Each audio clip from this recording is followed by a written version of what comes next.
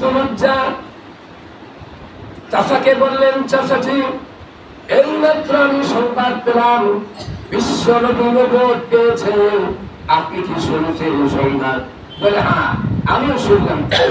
বলে তাহলে কি ঈমান আনবেন তার উপর? বলে মোটেও না, পশ্চিম কালেও না, কাফের কাফেরই, আল্লাহ তো হেদায়েত করে নাই, পশ্চিমও না।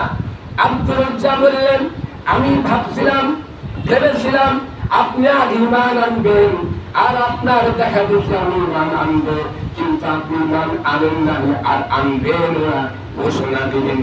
তাহলে আমার ঘোষণা শুনে রাখেন, আমি অনেক পূর্বে মনে মনে মুসলমান হয়ে গেছি, এবার সাক্ষী থেকে যান।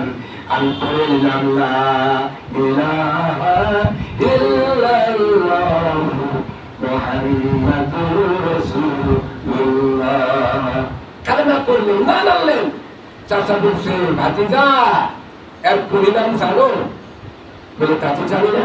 বলে তোমার বাবা ছিল না, গাড়ি বাড়ি সম্পদ সাপড় তাপড় সব দিয়েছে আমি চাচা হিসাবে, এগুলো সব ফেরত দিতে হবে। বলে দিয়ে দিলাম। বলে তোমার পরনের লুঙ্গি জামা ছিল, এটাও দিতে হবে, আমার কেনার টাকা। ঘুরে চাচার নাক বরাবর মারলেন। ন্যাংটা অবস্থা, 20 বছরের জন্য এই হালতে, এই অবস্থা, দৌড়ে মার কাছে চলে গেলেন। মা সেই দৃশ্য দেখে দুহা দিয়া চোখ ঢেকে বললেন, তোমার এই অবস্থা কেন? বলে মা, ঈমান আনার কারণে সব হারিয়েছি, কিন্তু ঈমান হারাই নাই। বলে আমার কাছে কেন আসতো? বলে মা, এই দেশে আমি আর থাকবো না, আমি চলে যেতে চাই মদিনা, বিশ্ব নবীর কাছে। বলে আমি কি করবো? বলে একটু কাপড় থাকলে দাও, এই কাপড়টা পরে আমি উলঙ্গটা থেকে আমি রাসূলের কাছে যাব।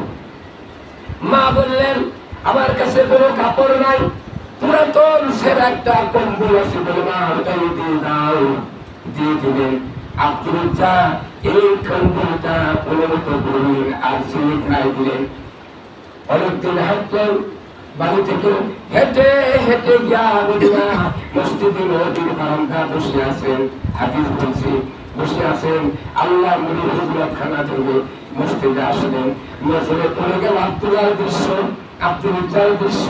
বললেন, এই ছেলে তোমার অবস্থা কেন? বলি, আর রাসূলুল্লাহ ঈমান আনার কারণে সব হারিয়ে গেছি আমি। সব খুলে বললেন। তখন বলে, তোমার নাম কি? রাসূল বললেন, তোমার নাম কি? বলে, আব্দুল উজ্জা। রাসূল বললেন, না, তোমার নাম আব্দুল্লাহ। সুবহানাল্লাহ। আল্লাহর কাছে সবচেয়ে দুইটা প্রিয় নাম আব্দুল্লাহ, আব্দুর রহমান। এই দুইটা আল্লাহর কাছে বেশি প্রিয়।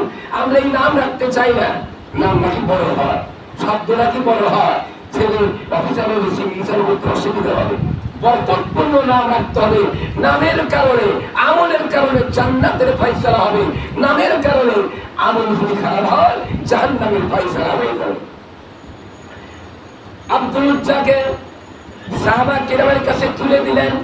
আসহাবে সাফফাকে বললেন, যাও একে নিয়ে কোরআন শিক্ষা দাও। আব্দুল্লাহকে নিয়ে কোরআন শিক্ষা দিতেছিলেন।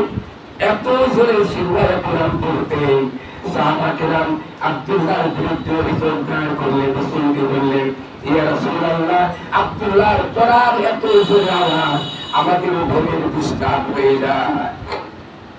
আল্লাহ নবী বললেন, আব্দুল্লাহর বিরুদ্ধে কোনো কথা শুনবো না, চড়া দামে ঈমান এনেছে। আল্লাহ রাব্বুল আলামিন তার ঈমানের উপরে, তার ইসলাম কবুলের জন্য আল্লাহ তার উপর সন্তুষ্ট। সুবহানাল্লাহ। এমন সময় তাবুকের যুদ্ধের তামারা বেজে উঠল। রাসূল পাক সাল্লাল্লাহু আলাইহি ওয়াসাল্লাম সাহাবা কিরামকে বললেন, ও সাহাবী, রোমানদের বিরুদ্ধে লড়াই হবে, অনেক টাকার দরকার, যার কাছে যা আছে দাও। সবাই মেয়েরা নাকের ফুল, কানের ফুল, গলার হার খুলে দিলেন রাসূলের কাছে। সাহাবা কিরাম রাসূলুল্লাহ যেটা পারে দিলেন। রাসূল বললেন, তোমরা সবাই আসতো দেখি আমার আবু বকর কই? আবু বকর একটা পিলারের আড়ালে ছিল, হাতে একটা থলি। সামনে আসলেন, চোখ থেকে পানি পড়তেছে, থলিটা রাসূলের হাতে তুলে দিলেন। রাসূল এটা ছিঁড়ে, টুকরাটা ছিঁড়ে দেখলেন, ফেলে দিলেন কয়েক দিরহাম আর কিছু ঘুম। রাসূল আবু বকরের দিকে তাকালেন। আবু বকরের চোখের পানি দিয়া দাড়ি মোবারক ফেটে যাচ্ছে। আল্লাহ বললেন, আল্লাহ বললেন, ওমর, আলী, ওসমান, তোমাদের সকলের দানের চাইতে আবু বকরের দান আল্লাহর কাছে বেশি পছন্দ হয়ে গেছে। সুবহানাল্লাহ। আলী, ওসমান, ওমর কয় কি আমরা এত দিলাম অত দিলাম, আর সামান্য গম কয় পয়সা দিরহাম দিলে এতই খুশি হল আল্লাহ। আল্লাহর নবী তখন বললেন, ওমর তুমি কত দিয়েছো? বলে, আমি 4 ভাগের 1 ভাগ দিয়েছি, 3 ভাগ বাড়িতে রেখে আসছি। আলী বলে, 2 ভাগ দিয়েছি, 2 ভাগ বাড়িতে রেখে আসছি। ওসমান বলে, আমি 4 ভাগের 3 ভাগ রেখে আসছি, 1 ভাগ দিয়েছি। সর্বশেষে বলেন, আবু বকর, এই রোমানদের বিরুদ্ধে লড়াই হবে তাবুকের যুদ্ধে, তুমি কতটুকু দিয়েছো আর বাড়িতে কতটুকু রেখে আসবে? আব্দুল উজ্জা বললেন, না।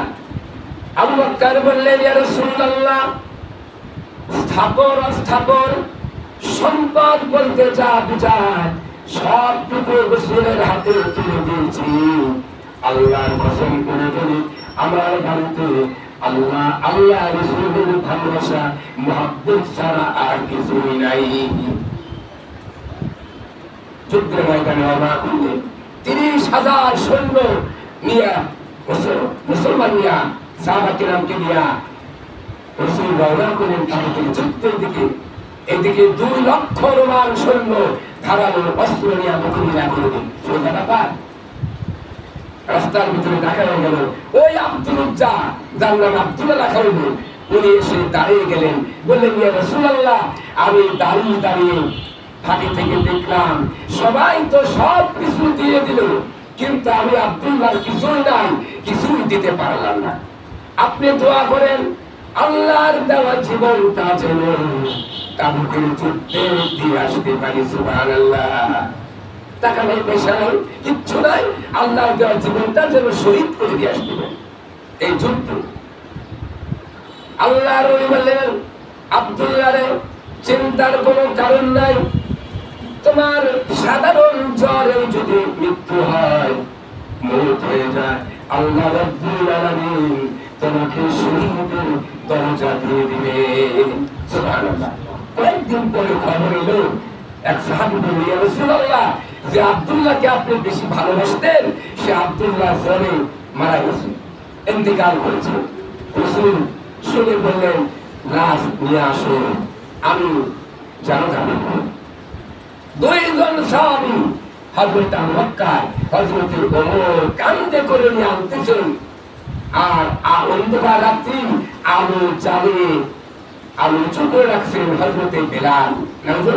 বেলাল আর কবরের ভিতরে যিনি লাশ ধরার জন্য অভিজ্ঞান রয়েছেন, তিনি দুনিয়ার কোন সাধারণ মানুষ নন, তিনি হলেন বিশ্ব নবী জনাবে মুহাম্মদ রাসূলুল্লাহ সাল্লাল্লাহু আলাইহি ওয়াসাল্লাম।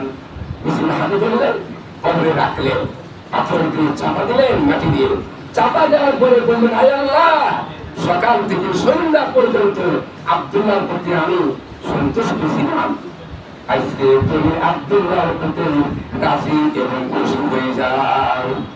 সঙ্গে সঙ্গে ইবনে মাসউদ চিৎকার করে বললেন,